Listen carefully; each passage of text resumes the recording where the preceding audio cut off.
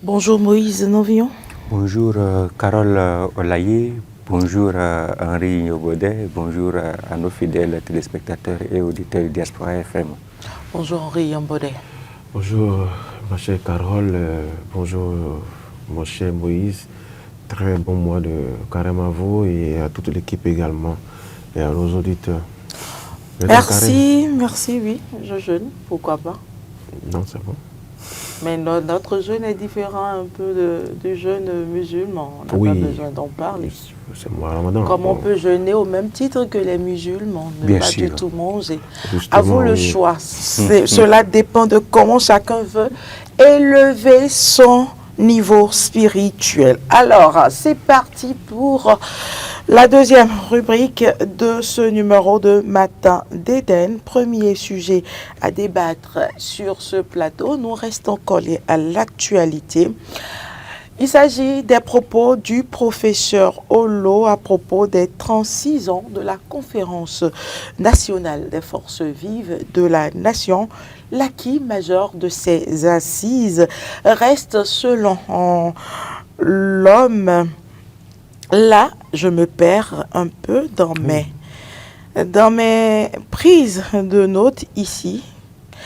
Alors, l'acquis majeur, disais-je donc, de ces assises est l'alternance démocratique. L'acquis majeur de ces assises reste l'alternance démocratique. Alors, Moïse Novillon, dites-nous, est-ce que vous pensez comme le professeur Olo, en tant qu'analyste politique, que l'acquis majeur de la Conférence nationale des forces vives de la nation reste l'alternance démocratique? Et pourquoi? Je pense que c'est un intellectuel qui a parlé. Oui, le professeur Théodore Olo, il faut le dire. On ne le présente plus. On sait ce qu'il représente comme volume, comme poids, homme de droit, acteur politique également. Et donc, c'est à la fois l'intellectuel et l'acteur politique qui s'est exprimé. Et qui a vécu. Bien sûr, voilà, et qui a du parcours. Et surtout, c'est sous deux volets. Donc, c'est sous peut-être le volet politique et également le volet intellectuel que j'ai bien envie de prendre la situation, même si les deux sont liés. Il faut constater que cette déclaration, c'est-à-dire que l'acquis majeur, c'est l'alternance démocratique, qu'il s'est rendu compte en tant qu'intellectuel que on a suffisamment secoué, et depuis 1990, bien évidemment, on a suffisamment secoué notre appareil démocratique sous beaucoup de plans, y compris sur les dernières années, les 10 dernières années, sous le régime de la rupture, avec les réformes majeures qui sont intervenues. Donc, on a secoué tout ce qu'il y a comme dispositif institutionnel, on a secoué tout ce qu'il y a comme habitude, on a secoué tout ce qu'il y a comme pratique, on a bousculé même des normes en termes de démocratie, mais tout au moins, il a pu résister, celui-là, c'est-à-dire l'alternance au sommet de l'État. On est parvenu quand même à organiser à bonne date les élections. On est parvenu à renouveler le personnel à la tête des institutions, même les institutions les plus grandes, notamment la présidence de la République, par exemple, et également l'Assemblée nationale et à la Cour constitutionnelle, la Cour suprême, etc. Les institutions ont vu défiler plusieurs cadres, plusieurs personnalités, et surtout les institutions qui ont besoin, bien sûr, de mandats électifs, par exemple, à l'Assemblée nationale et à la présidence. En l'occurrence, on a tout le temps, on est parvenu quand même à organiser les élections, et même quand le processus de la décentralisation est intervenu, malgré les tâtonnements, malgré les hauts et les bas, parfois même avec du retard, on est également parvenu chaque fois à tenir les élections et à renouveler le personnel, tout au moins à renouveler les mandats, même si c'est les mêmes acteurs qui sont qualifiés peut-être pour remplir. Et donc c'est un intellectuel qui parle, et c'est un langage politique, c'est pourquoi je dis que c'est sous deux volets qu'il faut faire la lecture. C'est un langage politique également, c'est une façon de faire. Cette seule phrase-là, en réalité, résume voilà ce que nous avons pu faire de la conférence, des conclusions de la conférence des forces vives de la nation, et évidemment ce qu'on a pu faire de notre renouveau démocratique. Comme je l'ai dit, on a bousculé beaucoup de choses, mais on a réussi à maintenir la tenue des élections à maintenir le renouvellement des acteurs à la tête des institutions. Tout à l'heure, en avril, on va voter encore, on ira encore aux urnes pour élire le prochain président de la République.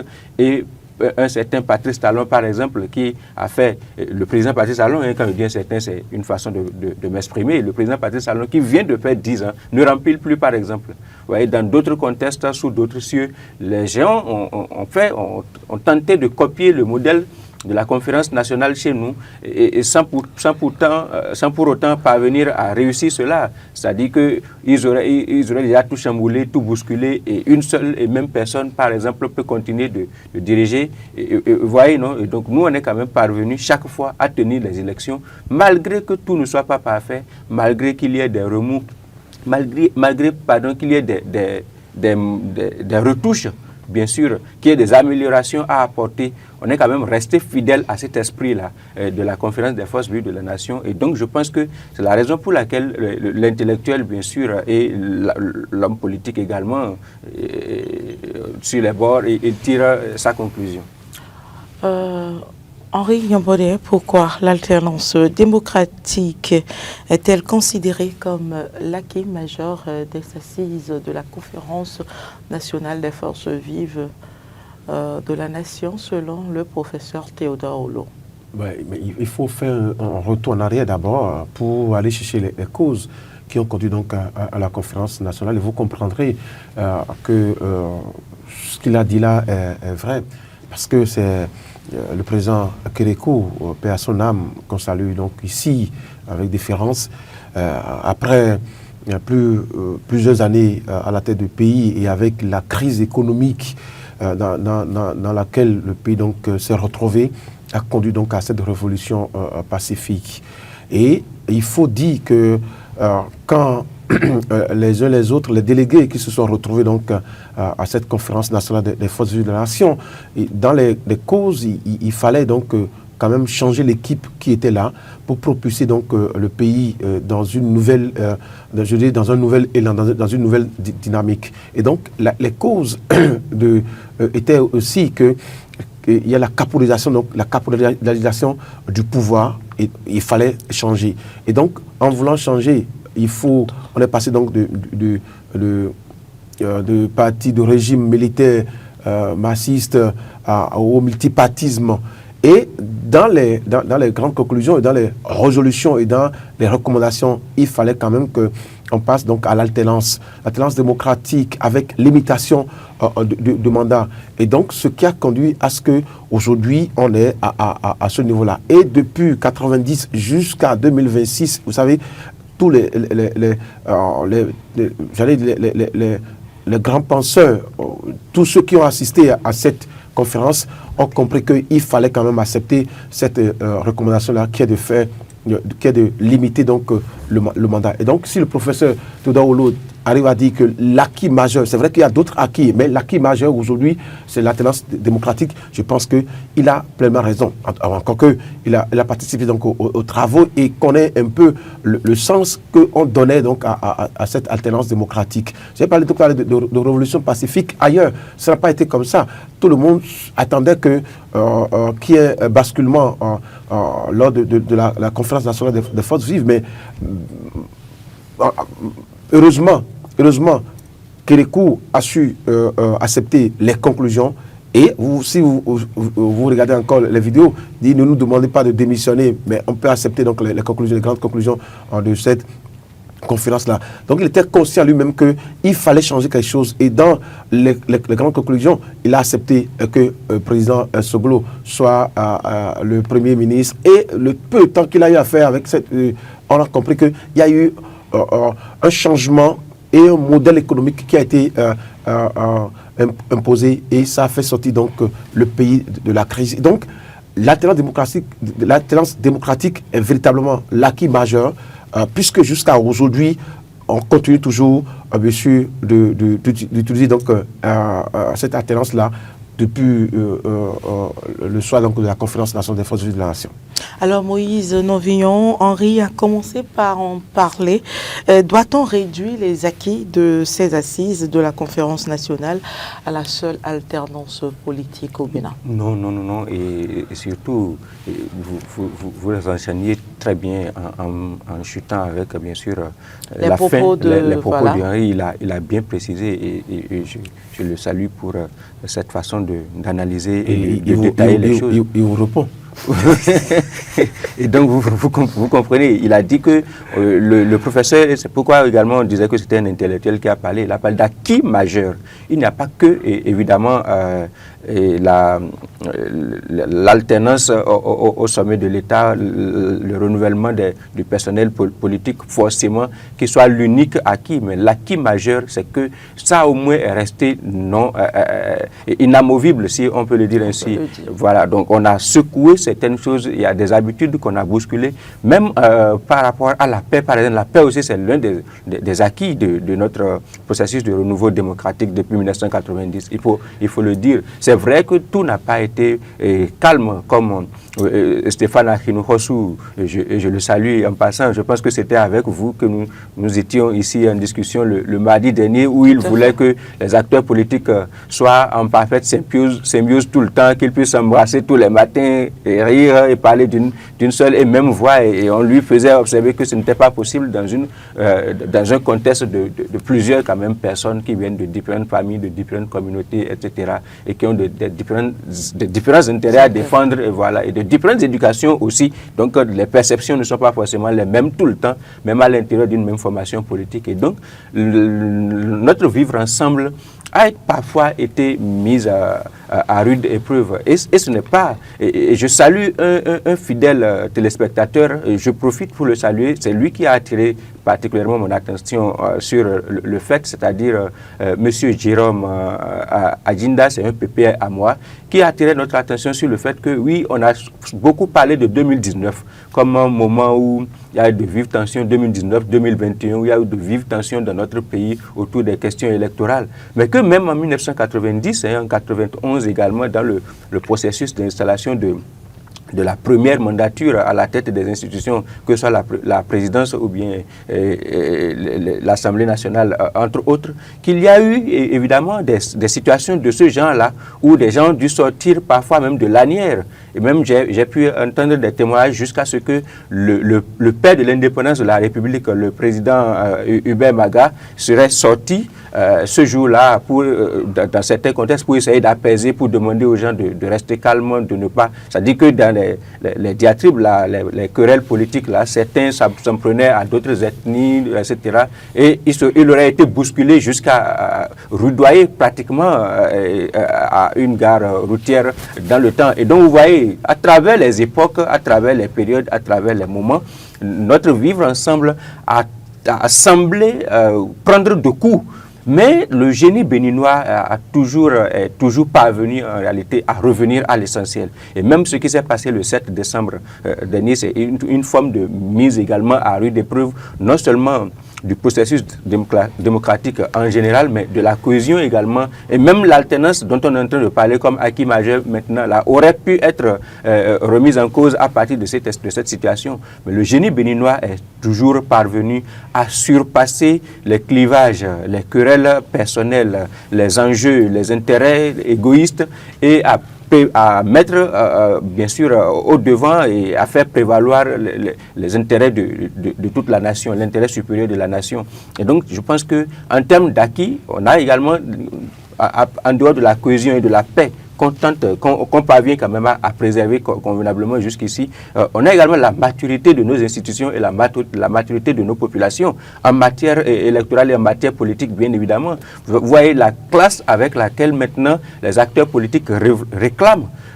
Peut-être qu'on va avoir le temps de revenir là-dessus. Il y a une actualité là, les militants du BR en ce moment continuent de demander à la Cour suprême de rendre une décision en leur faveur, de dire le droit en leur faveur. Ça veut dire quoi? Les élections qu'on a bouclées appelés depuis le 11 janvier dernier et qui ont rendu leur verdict et qui ont déjà vu certaines structures installées et certaines autorités entrer dans leurs fonctions, il y a toujours de contestations là-dessus.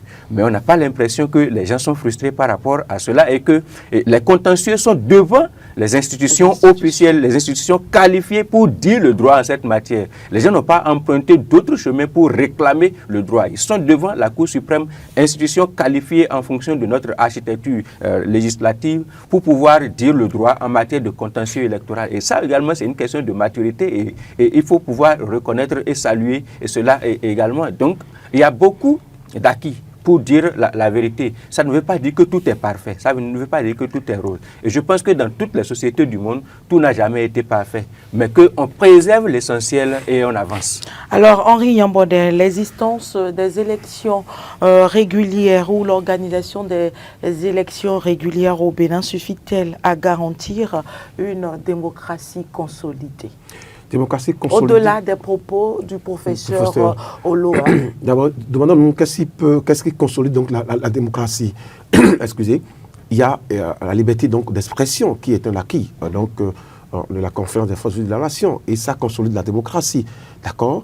Il y a également le respect de la Constitution. D'abord, il faut comprendre que c'est la Constitution donc, de 1990 qui est restée le socle. Et quand on parle d'acquis, il y a la limitation aussi des âges pour ceux qui doivent nous conduire. Et donc, c'est aussi, je dirais, un facteur pour consolider également la démocratie. Oui, c'est vrai. Est-ce que, à votre question, est-ce qu'il suffit seulement de l'alternance, de l'organisation des élections pour dire que la démocratie est consolidée? Non, il y a ces facteurs-là qu'il faut ne pas toucher. Quand je prends par exemple la liberté de presse, qui est aussi un acquis de la conférence des forces vives de la nation, aujourd'hui, qu'est-ce qu'on en dit par rapport donc à la liberté de la presse? Quand on sait qu'il y a d'autres lois qui ont été votées, par exemple, je parle de la loi sur la communication, il y a sur le numérique, d'accord, qui sont des lois qui arrivent à réduire la marge de manœuvre. Donc, certains journalistes, on peut dire que la démocratie, à un moment donné, oui, consolidée par certains acquis, mais également un peu fouettée, d'accord, par d'autres acquis qui ont été touchés. Quand on parle, par exemple, le pluralisme, qui est un acquis de la démocratie, aujourd'hui, on est à quel niveau? On a eu cette réduction-là des partis politiques à des grands blocs.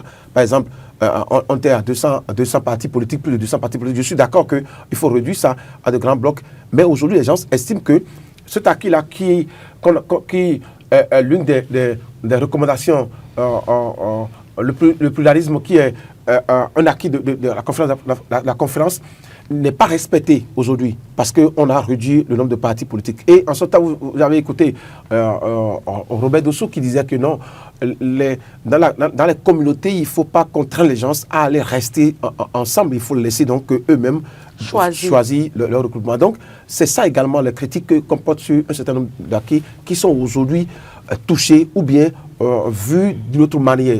Donc, la consolidation de la démocratie, ce n'est pas forcément mais il faut la consolider au fil des années, au fil des réalités. Et le président Patrice Talon, si vous voulez, a opté pour une autre forme de démocratie qui est basée donc sur les réalités, sur un certain nombre de choses. Donc aujourd'hui, est-ce qu'on va dire que c'est la même démocratie de 1990 qui continue jusqu'à aujourd'hui, même s'il y a la liberté d'expression, même si les institutions mises en place fonctionnent normalement, il y a la question de se demander, mais est-ce que ces institutions-là qui émanent de cette conférence-là, est-ce que leur indépendance est toujours totale aujourd'hui? Il y a ces critiques-là également qui nous pouvons porter. Alors, Moïse Novillon, les réformes actuelles ou récentes, si vous voulez, renforcent-elles ou affaiblissent-elles l'esprit de celle de 1990 ou de celle issue de la conférence nationale? Vous êtes très bien inspiré ce matin et cela me fait plaisir parce que les questions sont les... Ça dépend de comment on a passé. Oui, effectivement. Et ça, franchement... Vous n'êtes pas sérieux, Henri. Et ça, franchement, non, parce que les questions, en réalité, réalité s'enchaînent et permettent d'ajuster, bien sûr, et de compléter les interventions précédentes. Et c'est ce qui est agréable dedans. Vous savez, et Henri, dans sa réponse précédente, justement, était déjà en train de glisser vers ce terrain en abordant les questions des réformes actuelles qui sont perçues dans l'opinion par certaines personnes, bien évidemment, comme des reculs à certains égards.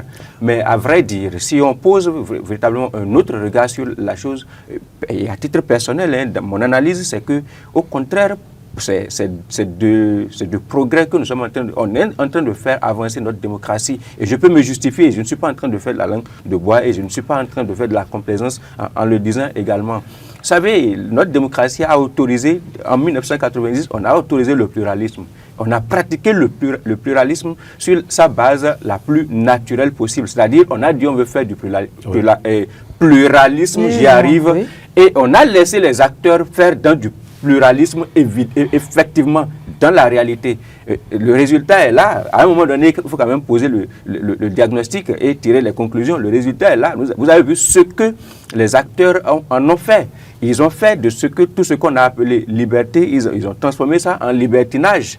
On peut parler par exemple du recul démocratique quand on supprime des droits de grève par exemple. Mais nous-mêmes, on a eu au moins la possibilité, au moment où cela se passait, et bien sûr en 2018, nous faisions également partie de tous ceux qui étaient en train de crier pour dénoncer le recul démocratique. Mais en ce moment, aujourd'hui, avec recul, on a eu le temps d'apprécier. On a apprécié les 5 dernières années du mandat du président Boni Aye, par exemple, et on a la possibilité de faire la comparaison avec la gouvernance du président Patrice Talon. Vous avez vu que ce retrait du droit de grève, là, en réalité, a permis d'obtenir un peu de tranquillité pour faire avancer les institutions et faire fonctionner certaines structures. Grève à l'hôpital, grève à l'école, grève interminable dans le système judiciaire. À qui cela profitait et qui était victime? C'était les populations surtout. Et cela profitait à une caste, à simplement quelques individus qui ont la possibilité, bien sûr, parfois d'instrumentaliser les syndicats, etc. Donc, avec recul en réalité, en 1990, on a autorisé la démocratie sous sa forme. La première forme, la forme la plus brute, si on peut le dire, la forme primitive, l'idéal qu'on donne à la démocratie, c'est ça qu'on a voulu implémenter à partir de 1990.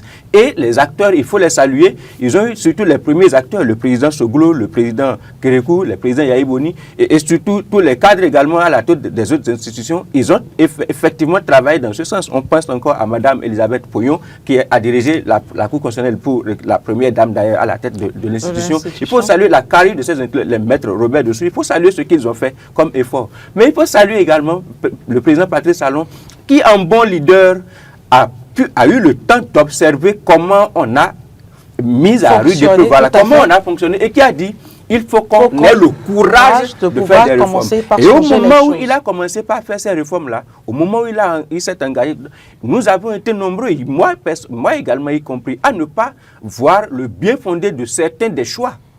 Vous imaginez, on fait beaucoup de procès à celui qui est devenu récemment le président de l'Assemblée nationale, notamment Maître Joseph Diogono. On lui fait beaucoup de procès parce que c'est un avocat émérite, c'est un intellectuel, c'est un enseignant d'université et surtout, on a vu son passé. On fait beaucoup de procès à des personnages comme Orden Aladate, par exemple, c'est un député à l'Assemblée nationale également. On leur fait de procès parce que entre-temps, de la société civile, on a vu ce qu'ils avaient défendu, quelles étaient leurs postures. Et quand ils sont arrivés aux affaires, quand ils sont devenus des acteurs politiques et qu'ils ont pris le pouvoir, on les a vus dans une posture qu'on a eu de la peine à comprendre au départ. Et je me rappelle très bien qu'un jour, dans une intervention publique, le président Joseph Diogono, il lui avait été demandé en réalité de s'exprimer sur cette posture-là, sur ces deux aspects de sa personnalité que nous sommes en train de découvrir là, parce qu'il était dans une certaine démarche avant, il a pris le pouvoir, il est rentré dans une autre démarche, il a autorisé certaines choses qu'il avait contestées, et il a dit, il s'est expliqué, il a dit, pendant que vous êtes d'un certain côté, vous avez une certaine façon de regarder les choses, de voir les choses et une certaine compréhension des faits. Maintenant que vous basculez de l'autre côté et que vous êtes surtout là où il faut prendre des décisions, vous regardez la vie de la République. vous regardez la vie de la nation et vous vous demandez si ce que vous avez passé tout le temps à défendre vous-même là, si ça sert les intérêts de la nation, je suis en train de le paraphraser, je ne répète pas in extenso ce qu'il a dit, ou si cela sert des individus. Et donc avec recul aujourd'hui, si nous voulons être conséquents envers nous-mêmes en tant que Béninois, tout n'est pas forcément bon. Tout n'est pas forcément parfait. Il faut encore déplorer, par exemple, qu'il y ait des acteurs en politique, surtout, et ça encore, on peut encore refaire le débat, un homme politique en prison et un politicien en prison. Vous voyez, on peut faire, il y a des nuances, on peut encore trouver des nuances parce que tout forcément n'est pas lié à la politique, même si certains, on le sait, sont en prison du fait de la politique. Et, voyez, et tout n'est pas parfait. Mais en réalité, on est en train de progresser. Pour moi, de mon sens, même le code de l'information et le code du numérique dont on parle. J'ai eu l'occasion dernièrement, et ça c'est un péché pour nous tous en tant que Béninois, de ne pas forcément lire en profondeur les documents. Vous voyez, le test sur le code numérique, on fait beaucoup plus focus sur la partie qui concerne la communication, surtout la communication en ligne. Oui. Et qui engage nous tous, y compris les journalistes. On fait focus sur ces aspects-là sans regarder. C'est un document de plusieurs centaines de pages d'abord. C'est un document de plus de 600 articles en plus. Je ne suis pas sûr que beaucoup de personnes au Bénin aient lu les 600 articles.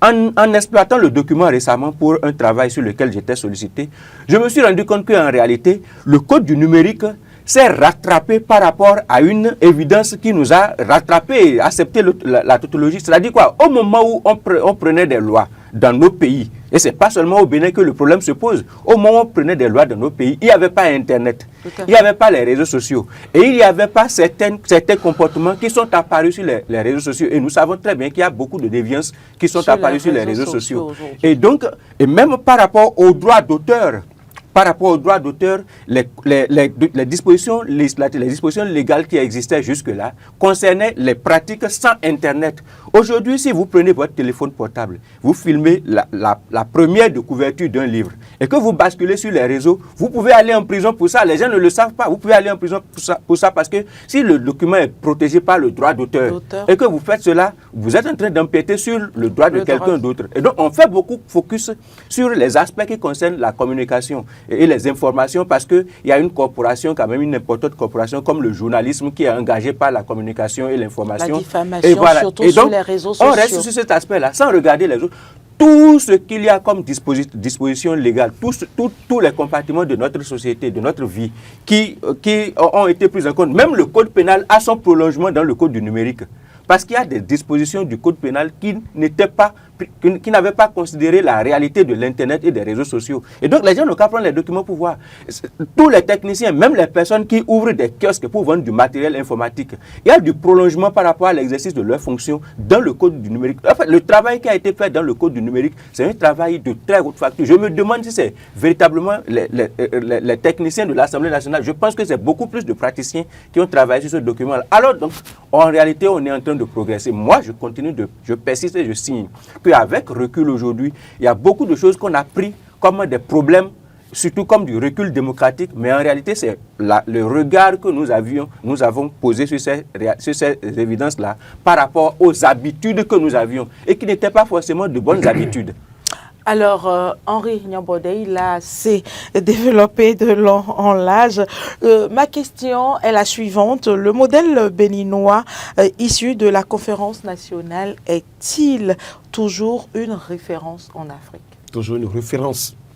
Toujours une référence parce que... En quoi? Oui, en quoi? Je dis ça. Toujours une référence. Vous savez que quand on organisait la conférence nationale des forces vives en 90, tous les pays qui entouraient le Bénin étaient sûrs que ça allait basculer. Mais ça a été une révolution pacifique, je l'ai dit tantôt. Et c'est une première, parce que, vous savez, on ne va pas donner des exemples, des gens qui se sont accrochés au pouvoir.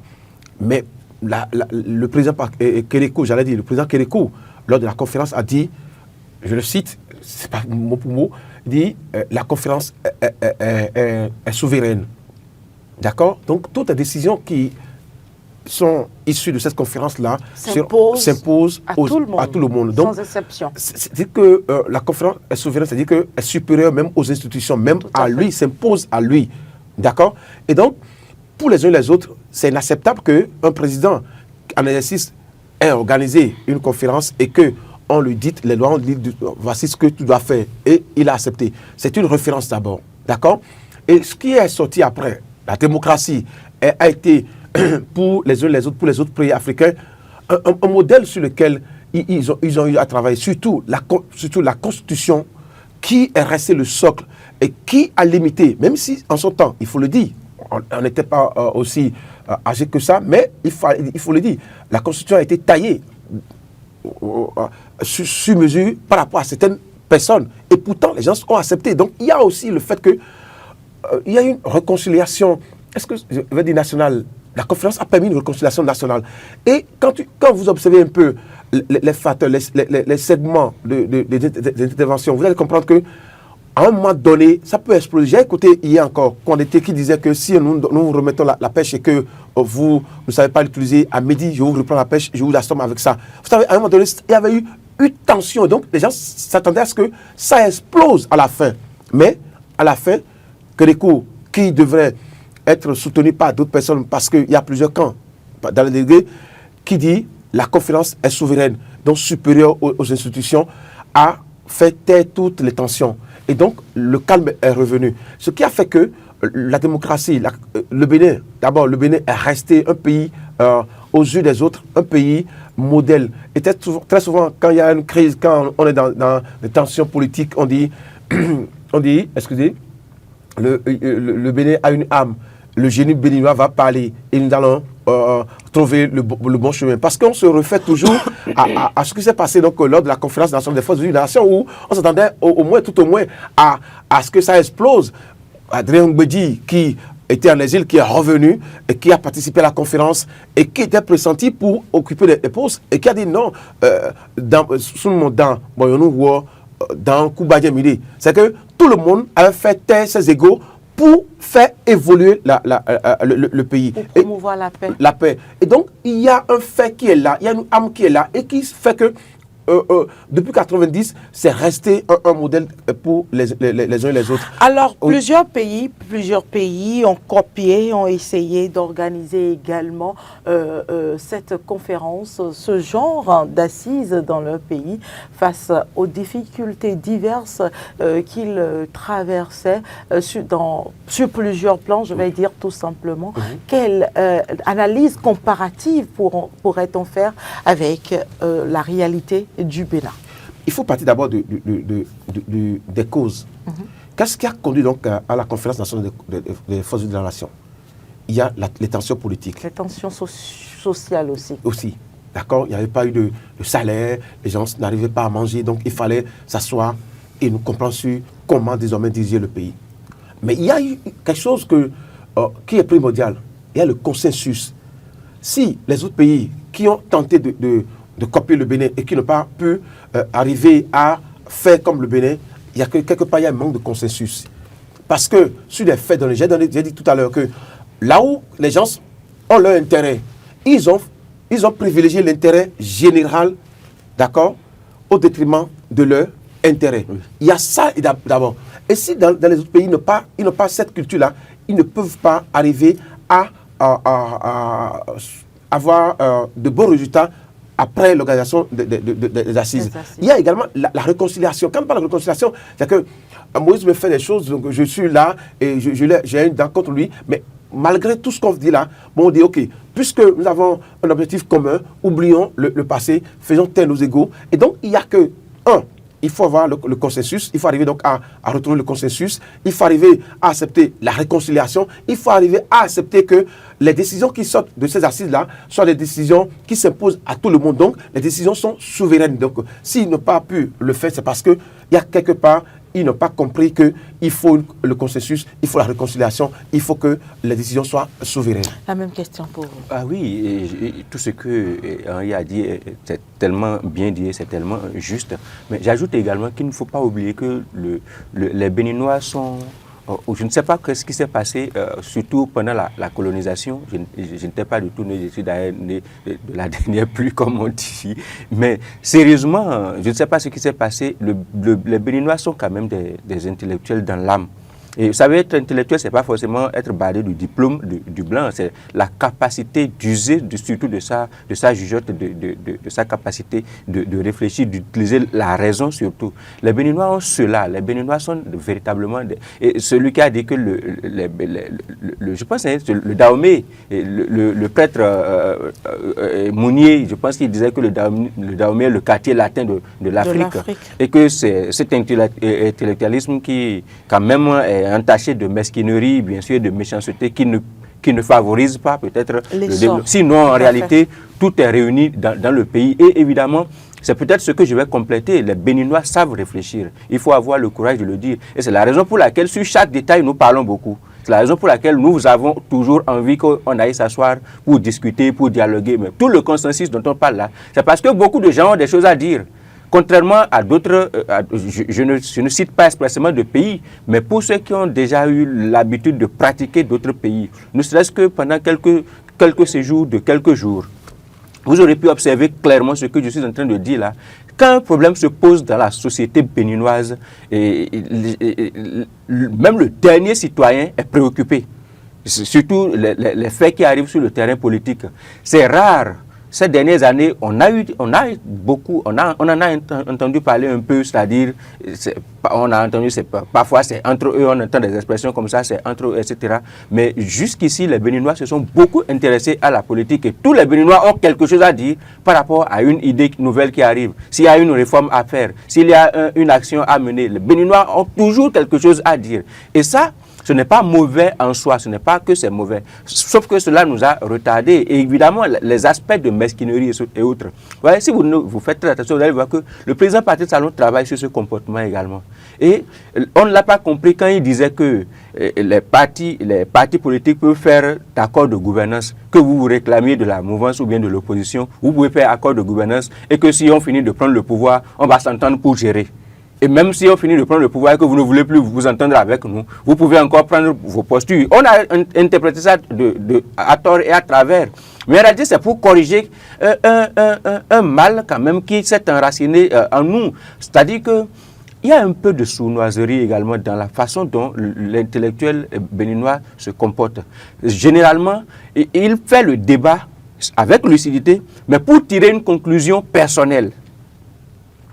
Vous comprenez, je ne sais pas si vous percevez cet aspect-là. C'est-à-dire que pendant que vous êtes en train de faire un débat, vous avez un politique, et ça a dérangé les acteurs politiques qui n'étaient pas suffisamment préparés. Je ne veux pas citer de noms, mais surtout parmi les dirigeants, parmi ceux qui nous ont dirigés là, cela a perturbé certains d'entre eux, ça a perturbé leur plan, le déroulement de leur plan. C'est-à-dire les flatteurs, voilà, c'est l'expression qu'il faut utiliser, les flatteurs. Il y a beaucoup de flatteurs dedans. Comme nous savons tous rouler nos langues là, et que chacun sait parler, chacun sait réfléchir, et chacun se sert de ça également pour essayer de négocier ses propres intérêts. Donc il y a beaucoup de flatteurs, ils vont venir vous dire tout ce qui est agréable à faire, tout ce que vous devez faire, ils savent. Et maintenant, pour l'implémenter, ils s'arrangent pour qu'ils puissent trouver leur intérêt. Parfois, même si vous leur confiez ça, ils vont dénaturer cela, ils vont s'en mettre plein les poches pour eux, pour leur propre compte, et détruire l'idéal et l'ambition, le projet que vous avez. Et c'est ça, c'est ce côté-là, en réalité, que nous devons faire évoluer. Et également, la capacité de voir tout le monde beau,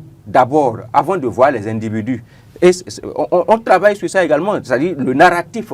Comment est-ce qu'il faut présenter l'être béninois? Comment est-ce qu'il faut présenter l'État béninois? Comment est-ce qu'il faut présenter la nation béninoise? Ça également, c'est des dimensions sur lesquelles il faut faire évoluer les mentalités pour qu'à un moment donné, cet intellectualisme, cette capacité de réfléchir pourra poser des pas aussi quand même salutaires comme la conférence nationale, prendre des résolutions, définir des visions à long terme, Bénin 2025 à l'AFIA, Bénin 2060 à l'AFIA, les implémenter, les traduire en réalité pour que cela puisse profiter à tout le monde. C'est également dans les mentalités qu'il faut les faire évoluer. Et je pense que sur ces dernières années, on est également en train de travailler à ces aspects-là pour ne pas voir le prochain comme le mal. Vous voyez, il y a des projets que des gouvernants ont initiés et simplement certaines personnes disent on n'est pas venu nous voir.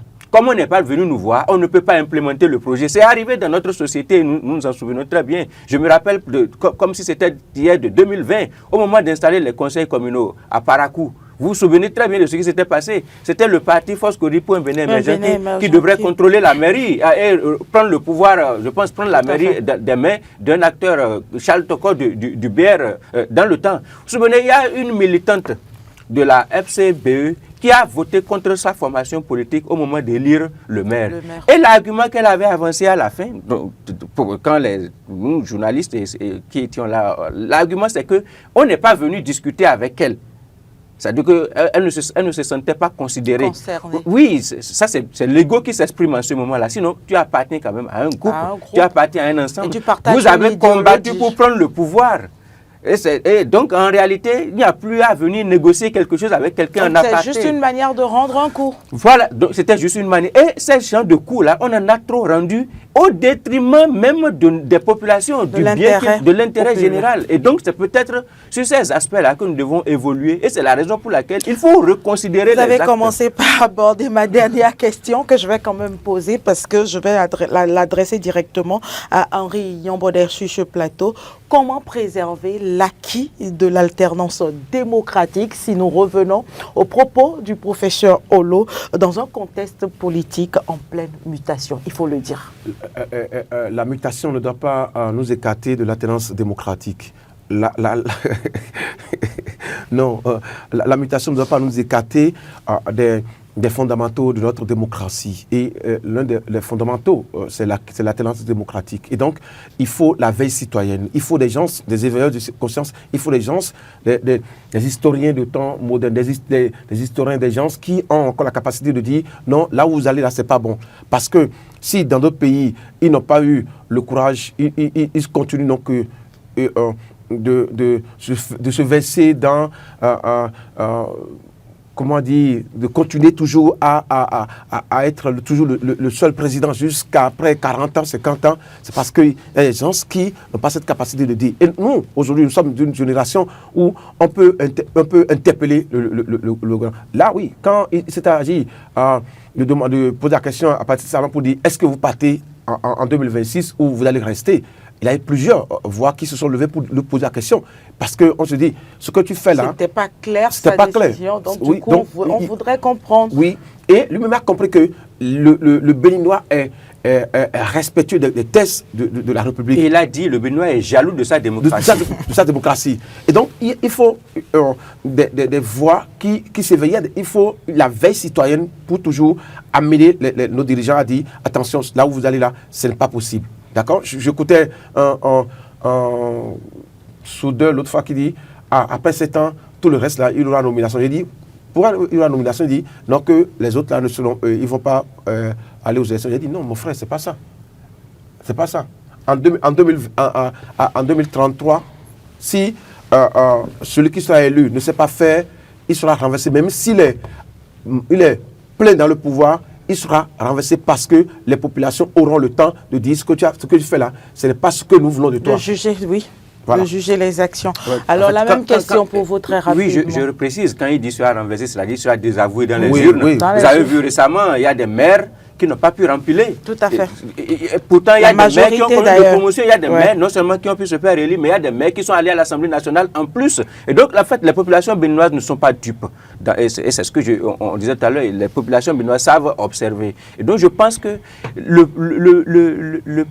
on ne peut pas perdre l'acquis en matière d'alternance, en matière électorale dans notre pays, parce que même les pères fondateurs ont un droit de regard et se donnent la possibilité de suivre cette réalité-là.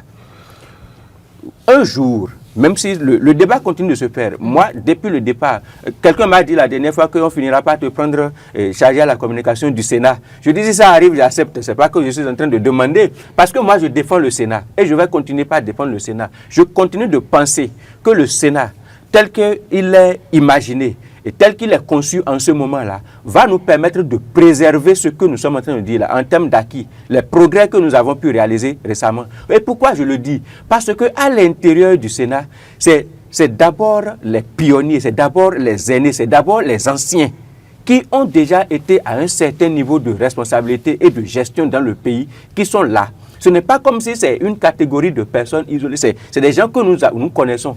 Et vous pensez que des personnes de la trempe de Maître Adrien Ngouidji, de Bruno Amoussou, de Boni Yahi, de Patrice Talon, de Robert Dossou, de Théodore Olo. Vous pensez que toutes ces têtes-là, pour ne citer que ceux-là, n'y sait pas Dieu donner ce clos, ils vont se mettre ensemble pour qu'ils puissent travailler à ce que la République s'écroule? Non.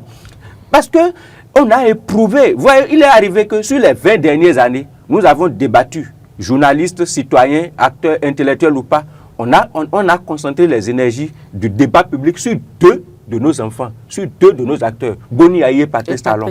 On est déjà en train d'avancer vers le gouffre comme cela. Il faut trouver le mécanisme pour préserver et chaque fois réussir à préserver l'essentiel. Et moi, je pense que le Sénat est un des instruments. Le Sénat peut évoluer demain.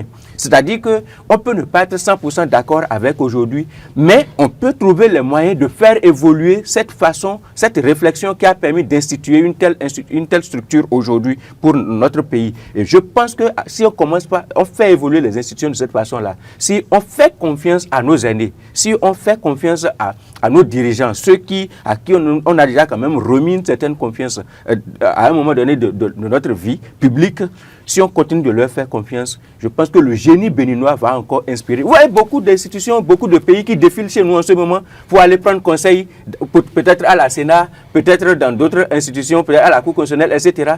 On continue d'inspirer. On continue d'inspirer sur le continent et peut-être même au-delà. Et donc, je pense qu'il faut que les Béninois puissent faire évoluer leur mindset, leur mentalité. Il faut qu'on se sente fier d'être béninois. Il faut qu'on comprenne les logiques de nos dirigeants, qu'on les appuie, qu'on les accompagne, mais dans la veille, maintenir la veille. Quand les gens parlent de trêve politique, le président Patrice Talon il l'a expliqué. On n'a pas dit trêve politique pour que nous, journalistes, par exemple, on cesse de faire nos analyses. On n'a pas dit trêve politique pour que les citoyens ne puissent plus opiner. Non, on n'a pas dit trêve politique pour que les partis politiques ne puissent plus s'organiser. On a dit simplement trêve politique pour que les acteurs politiques puissent davantage contrôler ce qu'ils disent et ce qu'ils font. Parce que les réalités de 90 ne sont plus les réalités de 2026. Si vous ne savez pas placer certains mots, vous allez mettre à mal notre cohésion qui est déjà éprouvée, par exemple, par des incursions djihadistes. Et donc, ce sont des réalités dans lesquelles nous sommes et qui font que les leaders qui sont en train de diriger le pays réfléchissent tous les jours pour chercher des mécanismes pour préserver l'essentiel. Nous allons quand même dire un mot, le temps étant parti, le sujet étant intéressant. Nous allons quand même dire un mot sur la mesure disciplinaire au bloc républicain, le cas Korovi, un cas d'école. Je crois que c'est l'autre vision qui en parle ce matin et plusieurs autres quotidiens qui reviennent sur cette mesure disciplinaire au niveau du parti bloc républicain. Korovi qui n'a pas obtempéré, qui ne s'est pas corrigé et qui s'est vu écarté et déclaré inéligible, j'y arrive, jusqu'en 2029. Henri Nyambodé.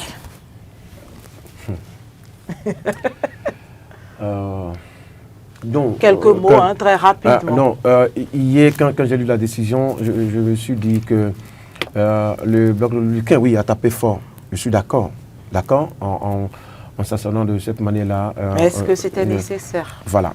Parce que forcément, la posture qu'a adoptée Bertin Korovi à l'interne de cette formation politique, il y a des militants qui, secrètement ou timidement, sont rattachés donc à cette posture-là. Et donc, voir en Bertin Korovi un certain leader qu'on peut suivre.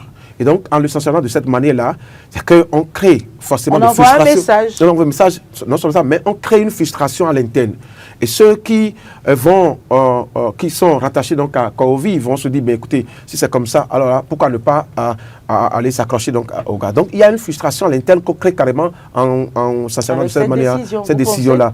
On aurait mis quelques mois, mais aller jusqu'à ce que c'est comme si on attendait donc le bon moment pour le sanctionner. Mais l'autre chose, c'est que Korovi n'a pas attendu cette décision-là avant de commencer à travailler pour Robert Wadani. L'autre fois, il a organisé une manifestation, un mouvement au nom de Robert Wadani. N'est-ce pas ces actions qui justifient en réalité... Mais il faut considérer l'homme d'abord. Il faut considérer l'homme d'abord. Il faut considérer l'homme. Il a tout le temps dit, c'est vrai qu'il se réclame militant de BR, mais il y a également il y a des actions parcellaire qui l'organise et qui relève de son initiative. S'il est membre d'office à part entière du bureau politique, et donc on peut le rappeler à l'ordre, mais aller jusqu'à cette sanction là-bas, je pense qu'on veut l'écarter. C'est une manière de l'écarter totalement des activités politiques du parti. Moïse Novillon, partagez-vous cette lecture faite par Henri Yambode? C'est une lecture possible, mais honnêtement et en toute franchise, je ne suis pas du tout dans cette lecture-là parce que je ne suis pas militant du BR. Je ne suis d'ailleurs militant d'aucune formation politique. Et donc, l'aspect vous êtes citoyen. Et je suis citoyen. L'aspect qui m'intéresse, ce n'est pas du tout l'aspect interne. Est-ce qu'on veut l'écarter? Est-ce qu'on ne veut pas l'écarter? Vous voyez, je ne veux pas rentrer dans les conjectures, mais je veux voir les faits sous un autre angle. C'est la suite même naturelle et logique du débat que nous venons de faire par rapport à notre processus démocratique. C'est cela en réalité. Les acteurs doivent comprendre. Nous ne sommes plus à l'époque de ces mois. On est à l'époque de ce sont les formations politiques.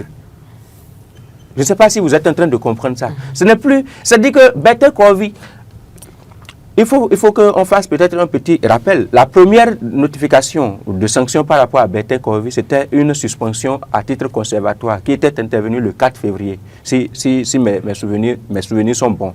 Et ouverture d'une procédure disciplinaire en même temps que la mesure conservatoire avait été prise,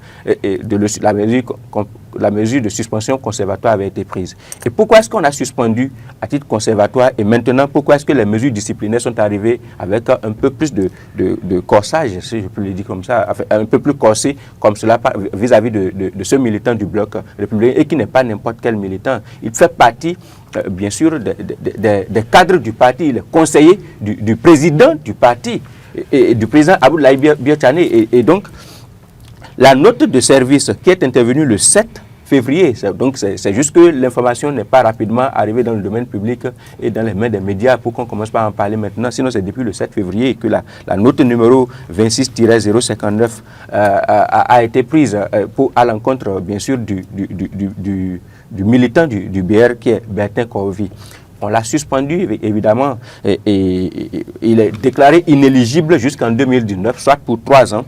Mais également, il ne peut pas connaître de promotion. Voilà, il ne peut pas connaître de promotion à l'intérieur de la formation politique et également de la promotion, c'est-à-dire le parti politique ne peut pas le proposer pour prendre des postes de nomination et officiellement également dans les sanctions qui sont édictées contre lui. Et ce qu'on lui reproche essentiellement et avant tout, c'est d'abord cette prise de parole en dehors du cadre du parti. On lui a reproché d'aller dire sur la place publique quelque chose qui est contraire à la ligne du parti, c'est-à-dire à la ligne officielle, à la ligne politique, au code de fonctionnement politique du parti. C'est ce qu'on est en train de lui reprocher, ça. Il n'a pas le droit de le faire. Et c'est pourquoi il n'a pas le droit de le faire. Et que moi, je suis d'accord qu'on puisse... En le faisant comme ça, est-ce qu'en lui donnant dedans, est-ce qu'on ferme sa bouche? Au contraire, s'il vous plaît. On lui donne le pouvoir de dire, oui, d'aller... Au lieu de le rappeler à l'ordre et de lui l'intimer, faites... Permettez-moi un travail qui doit être fait. Oui, permettez-moi. Mais le fait comme ça, non, mais permettez-moi d'aller au bout, s'il vous plaît. Vous savez, on connaît l'homme, vous venez de le dire tout à l'heure, qu'il faut prendre l'homme en considération. Mais quand l'homme accepte, l'obéissance à la loi qu'on s'est prescrite et liberté, on a dit non. Quand l'homme a accepté, connaissant sa propre nature lui-même, de rentrer dans un ensemble, ça veut dire qu'il admet qu'il va se mettre au pas et qu'il va respecter tout ce qui est code de conduite dans cette formation. Nous, on n'est pas membre du parti politique. On ne sait pas combien de fois on a rappelé Bertin Kovi à l'ordre avant qu'on ne soit maintenant en arrivé à prendre des sanctions aussi dures, aussi sévères à son encontre. Peut-être qu'en interne, on lui a déjà dit plusieurs fois, ta façon de faire ne nous plaît pas. Et cette façon de faire-là est ce qui a du parti. Et cette façon de faire est ce qui a mis en difficulté le parti de l'opposition, les démocrates. Nous le savons très bien. Regardez combien de personnes prenaient la parole au sein du parti de l'opposition, les démocrates. Je vais même les citer nommément, on les connaît, parce qu'ils prennent la parole sur les réseaux sociaux, un peu comme Bertin Kovi dans le registre. Noureddine Saka Saleh, il n'est pas officiellement le porte-parole du parti des démocrates. Mais vous l'avez vu à un certain moment. Maintenant, il s'est calmé, il s'est beaucoup calmé. Mais à un certain moment, c'est des gens qui opinaient, qui prenaient la parole tout le temps. Et quand ils s'exprimaient, ils ne cachaient pas. D'abord, on savait qu'ils étaient membres du parti politique, mais ils ne cachaient pas qu'ils étaient en train de s'exprimer parce que s'exprimer en tant que militant de cette formation politique. Ça fait un d'abord. Il y avait tous ceux qui sont allés à l'Assemblée nationale. Dès qu'on leur tend le micro, ils prennent la parole. Il y avait des militants les démocrates qui sont à l'extérieur. Quelqu'un comme Djanotin, par exemple, le ministre Djanotin, lui produit carrément des communiqués, comme s'il était en train de parler au nom du parti. Dès qu'il y a une situation, dès qu'il y a un fait majeur, il produisait des communiqués. C'est comme s'il rivalisait à être des stars à l'intérieur de la formation politique. Mais ça a mis la formation politique en difficulté parce que les gens ont pu anticiper sur qu'est-ce que le parti politique veut faire, comment est-ce que le parti politique fonctionne. Si on leur permettait, par exemple, d'accéder à certaines choses, quelles peuvent être les postures et les frustrations qui existent. Et cela a envenimé les frustrations et les querelles en interne. Donc, la maîtrise de la parole, le contrôle de l'intervention sur la place publique. Et celui qui est en train de réussir ça devant eux, c'est le président Patrice Talon. N'importe qui ne prend pas la parole dans l'équipe du président Patrice Talon pour aller dire n'importe quoi. À quel moment tu peux aller répondre face à une caméra et devant un micro? C'est mesuré. Il y a un porte-parole qui prend officiellement la parole du gouvernement et qui répond et qui permet aux ministres d'être sereins et d'être concentrés sur leur boulot. Et donc moi, je ne suis pas en train de... Je ne veux pas juger, je ne prononce pas, je ne juge pas le parti politique. Mais je dis que cette façon de faire là, c'est un avertissement. C'est pourquoi le titre me plaît beaucoup. Un cas d'école. Un cas d'école parce que, en réalité, c'est un avertissement à tous les acteurs pour qu'ils puissent commencer par comprendre qu'en réalité, un parti politique, là, ce n'est pas de libertinage. C'est une façon de faire. C'est également pour apprendre à vivre ensemble. Il faut donner des leçons aux jeunes. Il faut que les jeunes puissent comprendre. Que les normes soient voilà respectées. Que, oui, nous avons des tests, nous avons des codes de conduite à l'intérieur de la formation politique. Et on se comporte comme cela. Et moi, je suis 100% d'accord. Je suis d'accord. Nous allons moi, je suis 100% d'accord. C'est ça que oui, c'est peut-être un peu dur. C'est peut-être un peu dur. Mais justement, peut-être qu'on ne sait pas combien de fois il a été rappelé à l'intérieur du parti. Jusqu'à 3 ans. Il faut sonner la fin de la récréation. Et maintenant, n'oubliez pas. Il faut sonner la fin de la récréation. Je refuse pas. Je suis d'accord pour la sanction. Des autres pour dire nul n'est au-dessus des normes du parti politique. Je refuse pas, mais l'année, le contenu qu'on a donné à cette sanction-là, c'est ça que Merci Henri, c'est votre avis, nous la respectons. Nous le respectons. Merci beaucoup. Nous le respectons et c'est également l'avis de Moïse que nous respectons aux téléspectateurs de faire leur propre opinion.